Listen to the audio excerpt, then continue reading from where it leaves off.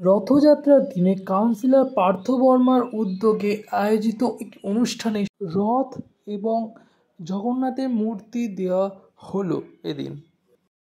সাথে সাথে সফল উচ্চ মাধ্যমিক ও মাধ্যমিক পরীক্ষার্থীদের পুরস্কার দেওয়া হলো।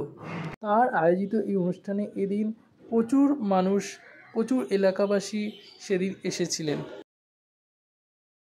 অমরনাথ কিছুক্ষণ আগে একটা কবিতা বলে গেছে, গাড়ি সাম্যের গান, এই নজরুলের লেখা সেই গান। এটাই বাংলার সংস্কৃতি, এটাই বাংলার ঐতিহ্য যে রবীন্দ্রনাথ এবং নজরুল, তাদের দুজনকে আমরা একসাথে উচ্চারণ করি।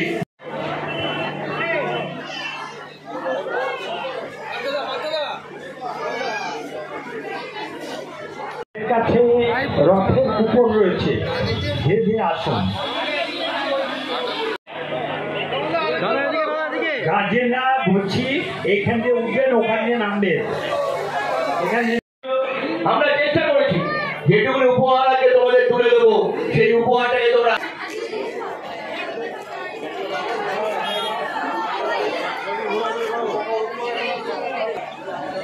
আগামীকাল পূর্ণ রথযাত্রা।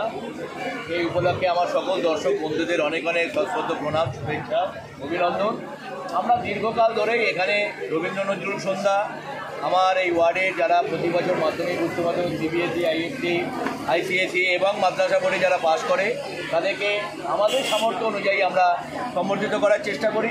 তার সঙ্গে সঙ্গে আগামীকাল রথ, সেই উপলক্ষে আমার এই অঞ্চলের প্রতিভাজা বাচ্চাদের তাদেরকেও আনন্দে সামিল করতে হয়। যদি সব কিছু অনুষ্ঠান বড়দের জন্য হয় তাহলে তারা যাবে কোথায়, এই কথা মাথায় রেখে তাদেরকে রথ দেওয়া হচ্ছে, ঠাকুর দেওয়া হচ্ছে এবং এই রথগুলো তারা কালকে সাজিয়ে আনবে। এই রাস্তাতেই একটা কে কত সুন্দর করে রথ সাজাতে পারে তার একটা প্রতিযোগিতা হবে, তার থেকে পুরস্কার এবং যারাই পার্টিসিপেট করবে প্রত্যেকে উপহার আছে। সাধারণ মানুষের জন্য ঘুগনি, পাঁপড়, জিলিপি অফুরন্ত বিনা পয়সায় আগামীকাল ব্যবস্থা থাকবে।